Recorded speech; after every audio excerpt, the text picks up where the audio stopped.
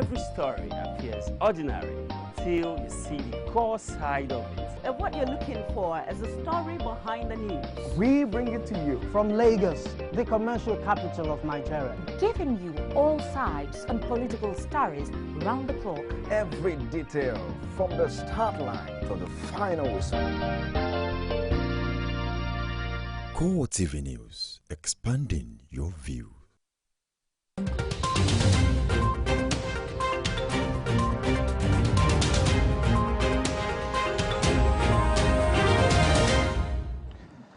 Hello and welcome to CoreTV Primetime News. I am Frank Omalape. Our top stories tonight.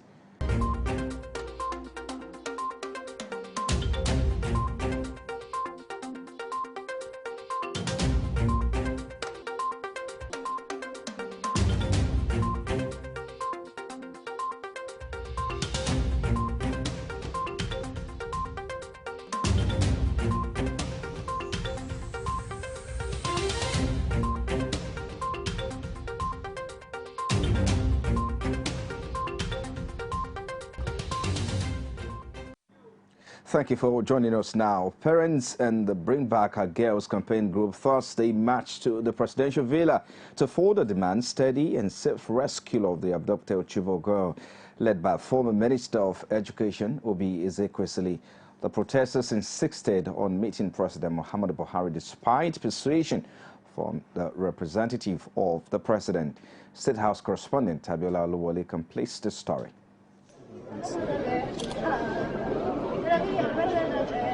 Cries of frustration by parents over the whereabouts of the kidnapped Chibok girls. The parents of the abducted girls are in Abuja to join forces to the Bring Back Our Girls group in demanding a quick and safe return of the girls. But when the meeting started, the parents declined talking to ministers of women affairs and our defense counterparts, insisting on meeting President Buhari. We want to hear the president look at us as fathers and as mothers. Minister Ezekwesili, that's what he let's avoid a public confrontation. No, yes, I want to be president.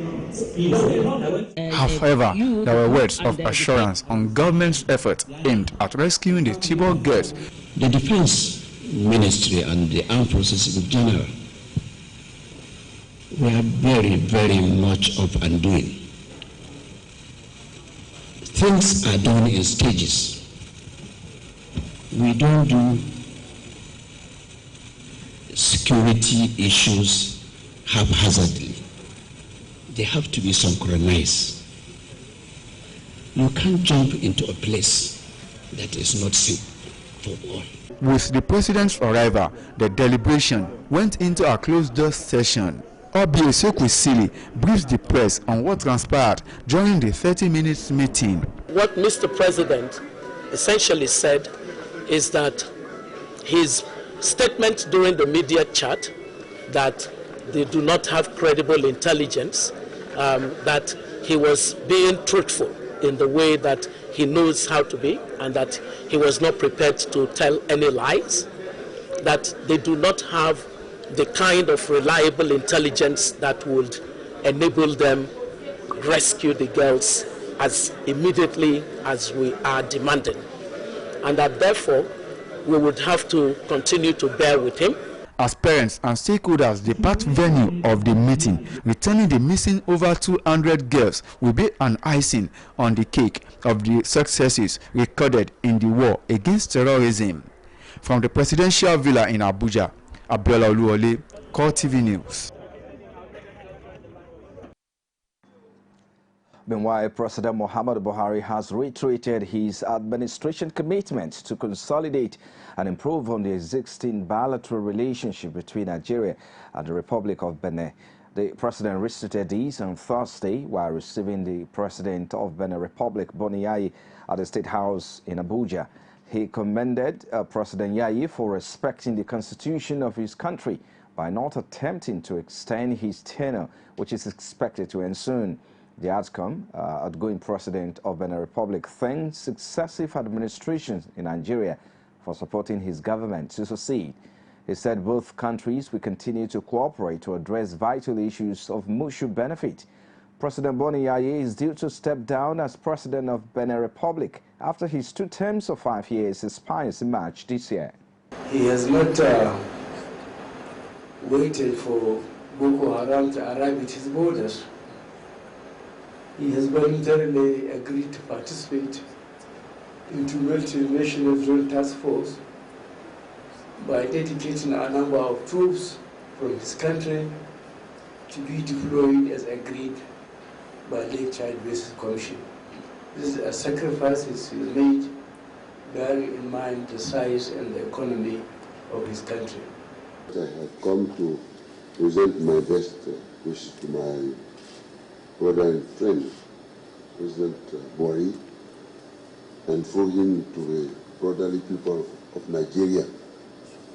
With faith, our sub-regional and regional reforms, we shall take up challenges of security, Boko and its terrorist component will be defeated by the grace of God, and our community, under the leadership of our President, the President Buhari, will become a community of prosperity.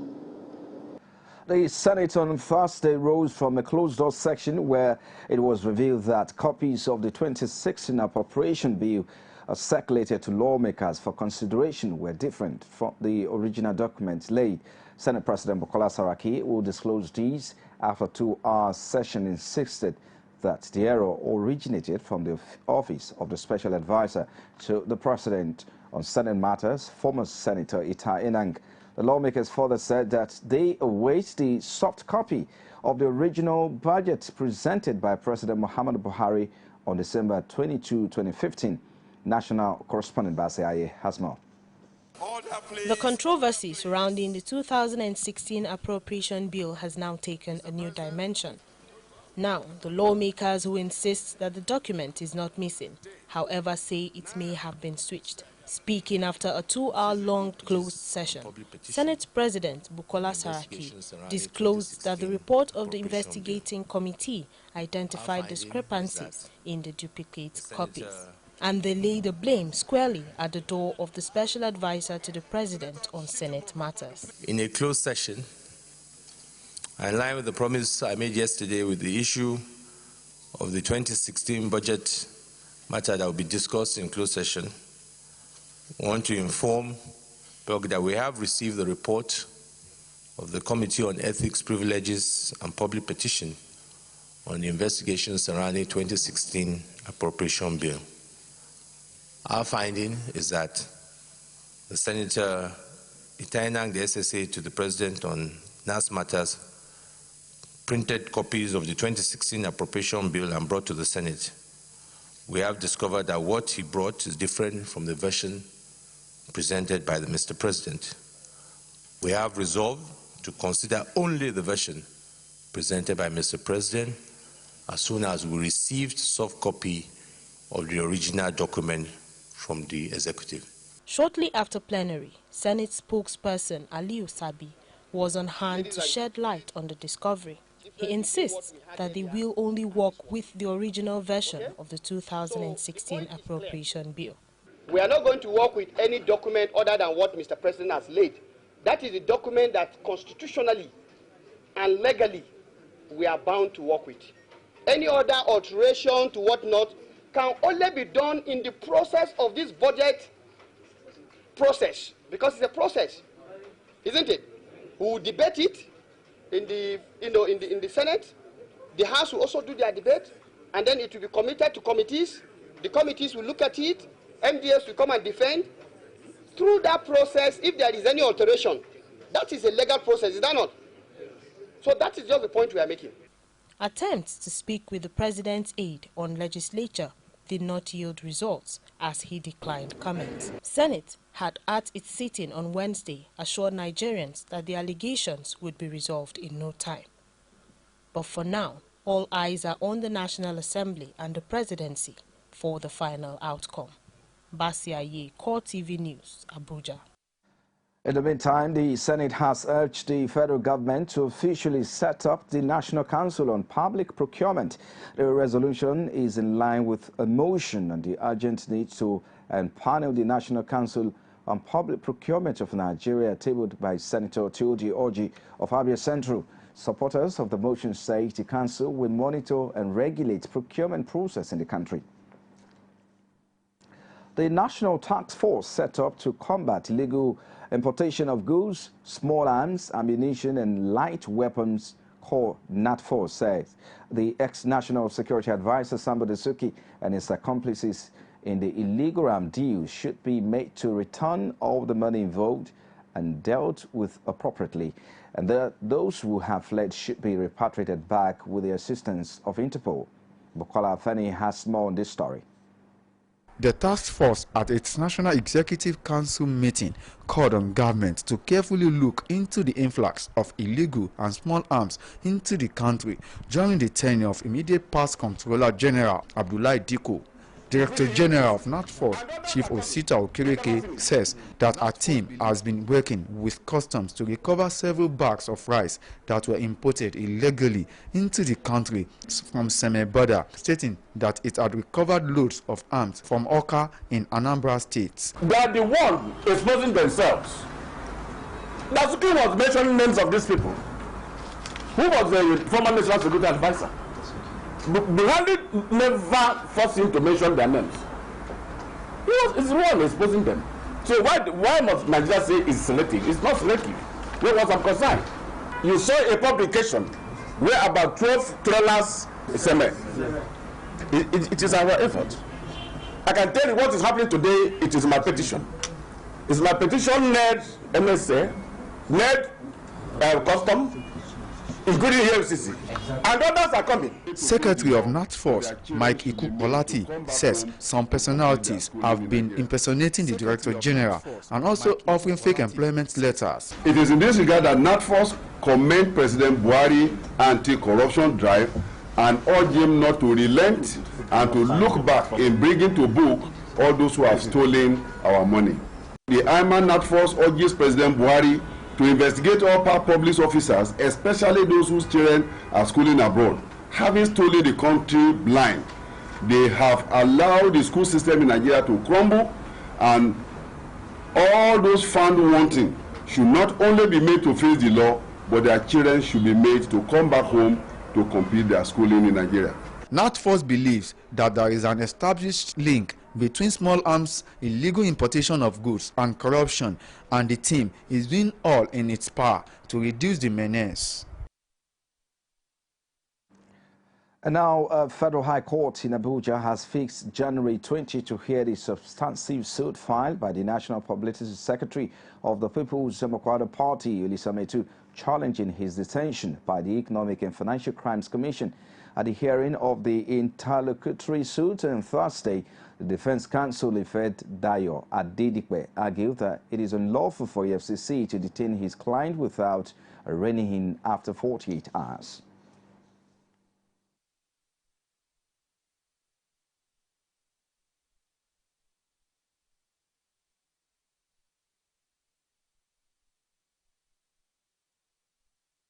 Declarations by the court that is detention, arrest and so on are illegal and unconstitutional because the Constitution has not vested the EFCC with power to just pick up people and keep them in custody for as long as it wishes.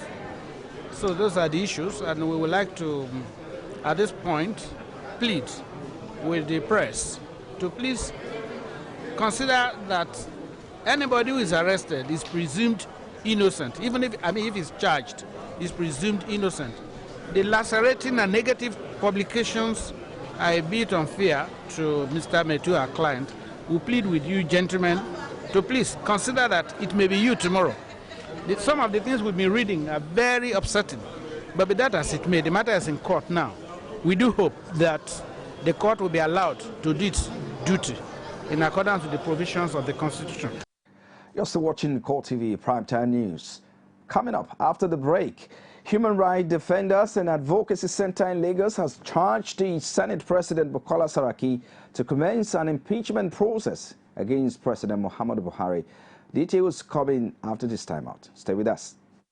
Whenever you recharge your Airtel Line, you could win a trip to Dubai for yourself and your family members or closest pals. Win one of 60 trips for 4 to Dubai in the Airtel Red Hot promo. Now that's a trip for 240 people. You could also be one of the 60 instant millionaires. Win smartphones and airtime. Everyone is a winner. Keep recharging to win in the Airtel Red Hot promo with Emirates Holidays. Airtel, the smartphone network. Is it crazy or autocracy?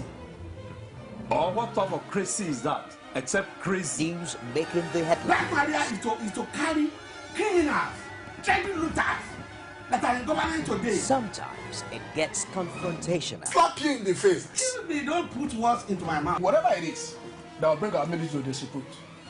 I said to hell. On Core Digest, I want to know why I should be believing them. Every weekday, we bring all of these together and take them to the court of public opinion. Everybody has a right in Nigeria. Where you are the judge.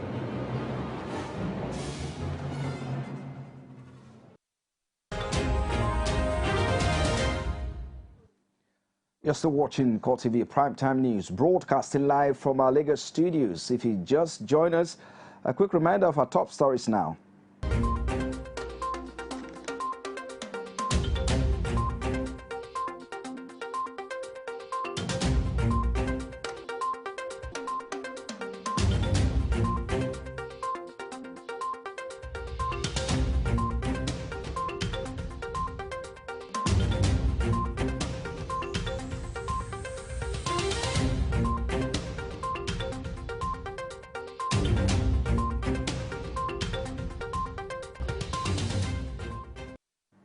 For more information on our news and other programs, like our Facebook page is facebook.com/CoreTV News.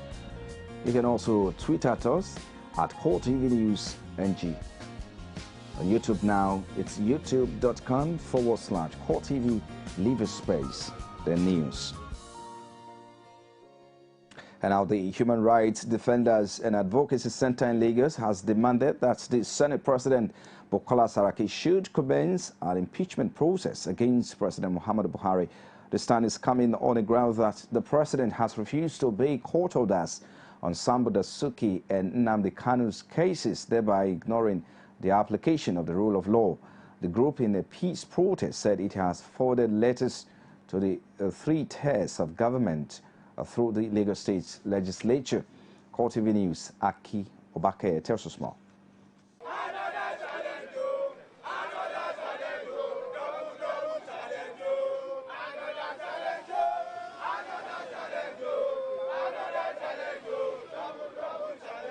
A selected group of concerned Nigerians under the umbrella of the Human Rights Defender and Advocacy Center are calling for the impeachment of President Buhari for flagrant disobedience of court orders and impunity. The protesters, who headed to the Lagos State House of Assembly to forward their petition, the Majority House leader addressed the concerned groups. The person in question, anybody in question, can take the matter up against either the president or the appropriate organization or commission that is responsible for not releasing somebody that has been granted bail by the competent court of judge.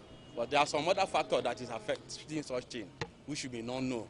You may be harassed for hay now, and the court grant you bail, and you still have some pending matters that you can still pick up. The groups have tagged President Buhari as a violator of the Constitution and has taken over the duty of the prosecutor, the judge, the witness, and the jury in the fight against corruption. Today, in 2016, a court granted Nnamdi Kanu bail and Dasuki bail, and Buhari said no. The same court, that is the same rule of law that brought Buhari in. Buhari said no, he will not going to obey the rule of law. So we are giving him 2 weeks to obey court order, or we take more drastic action. Today is a peaceful protest. Tomorrow may not be the same. But members of the Lagos Stand with Buhari rally do not agree with such hasty call and decision of members of the Human Rights Defenders and Advocacy Center. They disparage the group as a crowd of hired miscreants who are ignorant of what they are calling for. You know, corruption will fight back. So they will sponsor a lot of people to write and publish things in the media. But the most important thing is that whoever is doubting what Mr. President is doing should wait and see before the end of this year. So I believe this is the best time we can get things right in Nigeria. And Mr. President has started with the anti-corruption crusade. So we are here to support him, to give solidarity to the anti-corruption, and we want him to go on and go on until they clean up this mess that have been created in Nigeria for the past 16 years. Advocates believe the fight against corruption by the Buhari administration is a bold step, and Nigerians call for the respect of the constitution and the rule of law by the president in the battle to bring corrupt officers to book. Akin Obake, CoreTV News, Lagos. And now the Lagos State Commissioner of Police Fatai Owoseni has emphasized the need for members of the police force and the public to undergo psychiatric tests to forestall the increase of crime in the state. Speaking at a work visit to a civil society group, he challenged the public on performing their civic obligations to the force and ultimately Nigeria at large. He clamors on the citizens' partnership to create a crime-free society. Our correspondent Sarah Ayeko has more. Extrajudicial killings has been a major setback in Nigeria, as uniformed men have at most times subject civilians to treatment considered unjust according to law. In a bid to revamp the Nigeria police force, the Lagos State Commissioner of Police rolls out what he calls policing philosophy. Inculcating into our officers the best of the practices that global policing is known for.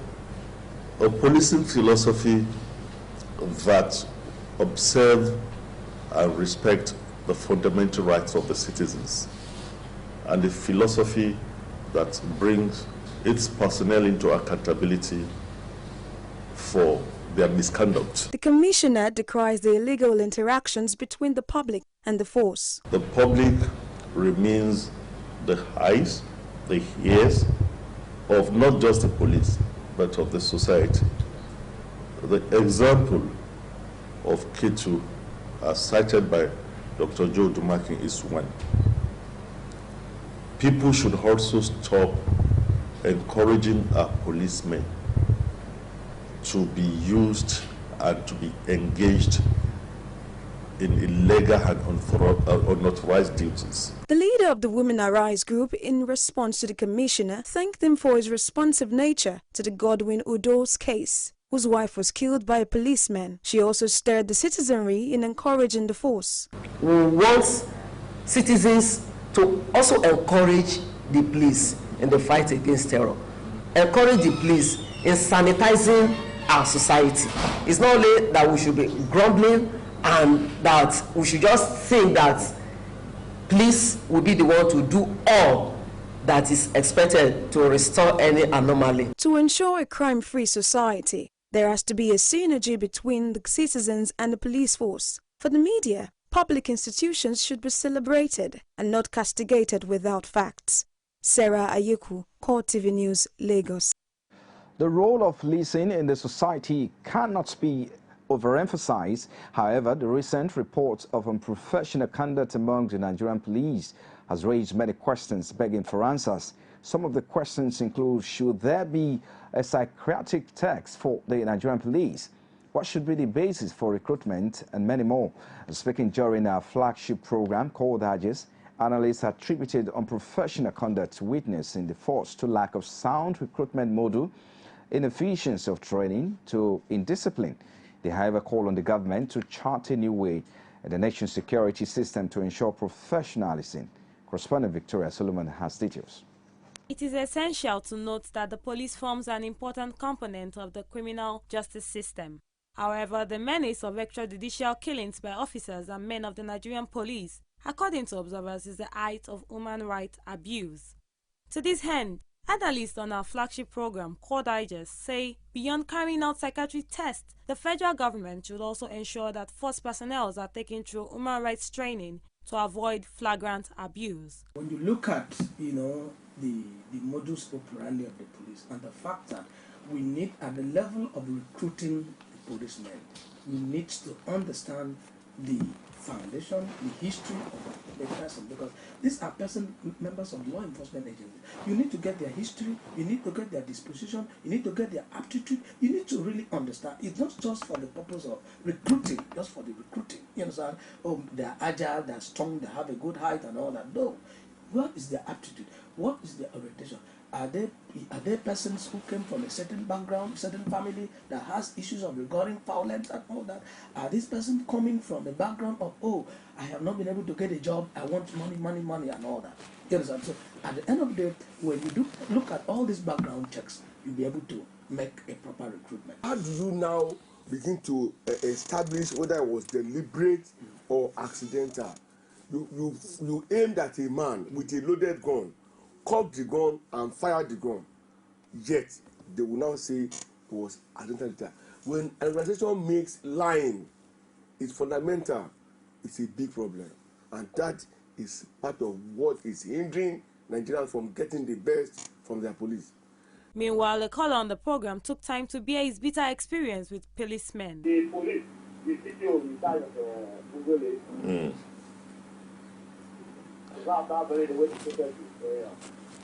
what concerns a man is selling a ticket on the road. That is very, very wrong. It is not good.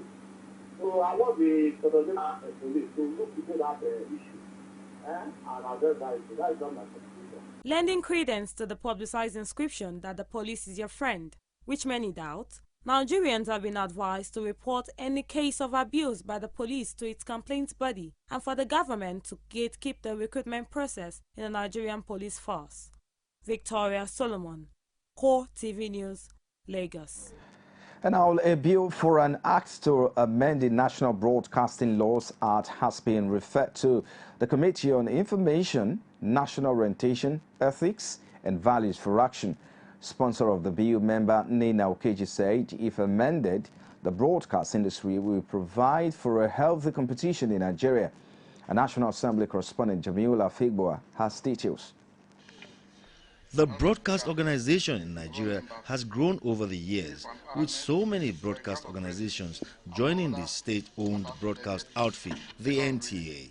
Members feel it is time to open up the space for more participants to host broadcasting in Nigeria. Speaker, sir, as we see, Section 39(1) of the Constitution of the Federal Republic of Nigeria is amended, states expressly that every person shall be entitled to own, establish, and operate any medium for the dissemination of information. Member Ukeje also noted that it will provide for competition and promote efficiency, as well as recognize the role of foreign competition in Nigeria.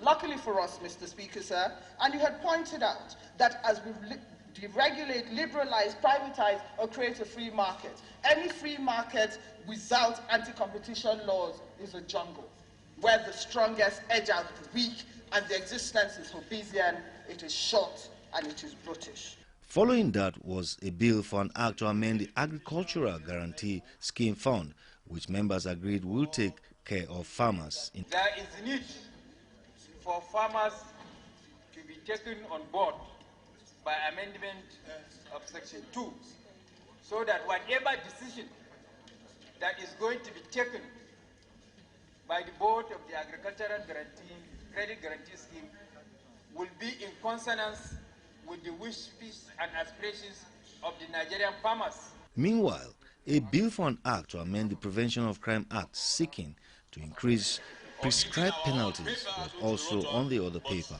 Our criminal code is defined as any felony as defined in the criminal code. That is crime. But with the reinterpretation of the current bill, it will go this way. Offenses punishable with jail term for not less than 3 years.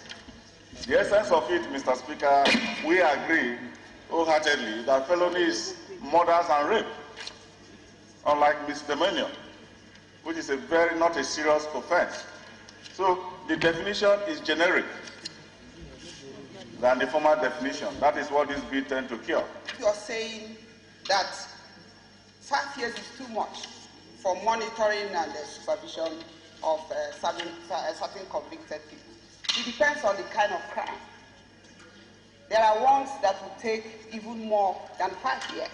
And there are ones that you can deal with within 2 months, within 1 year, within 6 months, as the case may be.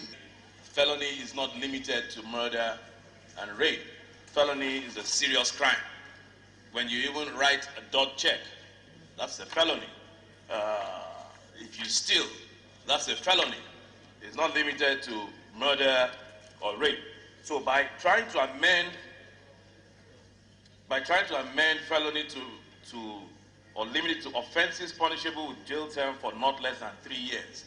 What it means, therefore, is that if somebody commits an offense that attracts a criminal offense that attracts a 2-year penalty, he is not guilty of a crime. That's what it's saying. He's not guilty of a crime. Then that cannot be the case. The bills have been referred to the relevant committees for legislative action. The day's proceeding included 12 other bills past second reading, while about 5 stepped down. Jamil Afegwa, CoreTV News, Abuja. Away from there to health matters now. The Minister of Health, Isaac Adewale, has announced the death of one confirmed Lassa fever victim at National Hospital in Abuja.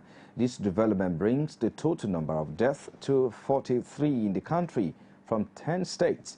The minister therefore called on health workers at all levels to be more vigilant and look out for patients with symptoms of Lassa fever. Minister Adewale directed that all primary and secondary contacts of the victim to be tracked, including the staff of the private hospital in Kubwa, where the deceased was first managed for 1 week and subsequently became unconscious before referral to National Hospital. He, however, called on Abuja residents not to panic but maintain a high level of vigilance and present themselves for tests if they feel unhealthy or feel symptoms of Lassa fever, which include high fever, stooling, tiredness, vomiting, etc., adding that self-medication should be avoided at this period. While residents of Federal Capital Territory say they are taking precaution to prevent the deadly Lassa fever that has claimed about 43 lives in the country. Some of the residents who spoke to CoreTV News shared their knowledge and measures taken against the deadly epidemic. Our correspondent Basil Okafor has details.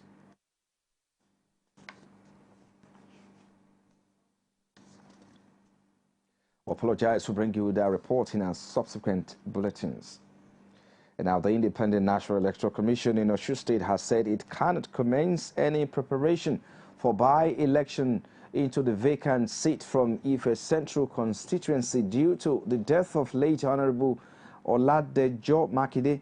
The body speaking at the Palace of the Oni of Ife while on a courtesy visit and commiseration of the late House member says the State House of Assembly has not notified it of the demise of the lawmaker, noting that can be done until the receipt of such letter of notification from the House leader. Correspondent Rashid tells us more.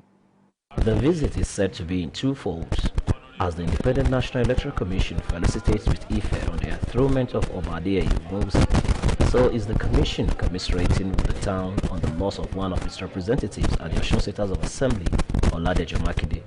Speaking at the Palace of Oni of Ife, the Commission seeks support of the people of Ife in the discharge of its duties. Obeni Tongozi also asks INEC to remain an unbiased umpire in name and act. And let's keep championing progress. So keep deploying to focus and always be the umpire that you are as a body. Speaking with journalists, the Commission leadership commiserates with the people of Ife over the demise of late Oladejo Makinde, but added that by-election may not come anytime soon because the Osun State Assembly is here to notify the Commission of a vacant seat. As we speak, they have not notified us. So the moment they give us the notice, we will send to the headquarters and we will immediately commence necessary preparation for the elections. With rerun elections taking up INEC's timetable for the next few months, the by-election in Ife Central will be another political tussle between the APC and the PDP whenever it's to be conducted. Rashid, CoreTV News.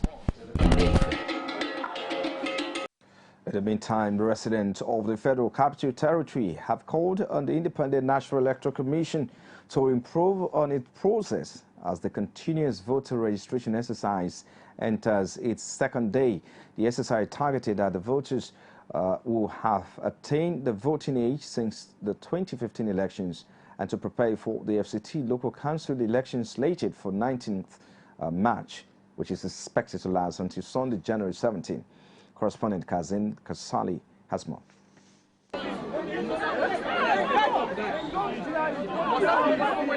This is the scene that greets CoreTV news crew at the Wuse Zone 2 Primary School, where the continuous voter registration exercise is taking place for Wuse Ward of the Abuja Municipal Area Council, AMAC. For these citizens, the procedure has been nothing short of tedious. They say the Independent National Electoral Commission must do more to reduce the suffering of people performing their civic duties. To make it faster and maybe more hands, because it's very slow. If they can be able to provide enough registration booths where someone can come and register, apart from here, because you know, Wuse is a kind of a place many people live here, understand? They're supposed to make provision for maybe 2 or 3 places for this process. So the exercise has not been too smooth.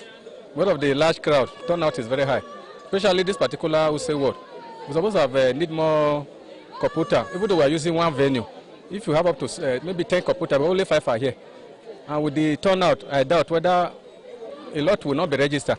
They also say the registration point in the area is not enough, wondering why it should take a voter over 6 hours to register. It's going so far, it's good, but my appeal to the electoral body is that I have been to the stakeholders meeting in INEC. Wuse ward is the highest ward, largest populated ward in the whole FCT. We have 35 polling units. On their own, what they told us is that they are going to distribute five computers to each ward. I appeal to them, Wuse ward is the largest ward. Let them increase the number of the computers. There is no complaint. We started registration at about 8 a.m. up till 4 p.m. yesterday without any misunderstanding, fighting or quarrel. Everyone, the police and INEC staff are doing their job. Everything is going on as planned. With the rush to register expected to get fiercer in the next few days, the board is now firmly in the court of the electoral management body to rethink its original position of 62 registration points for the exercise. Kazim Kasali, CoreTV News, Abuja.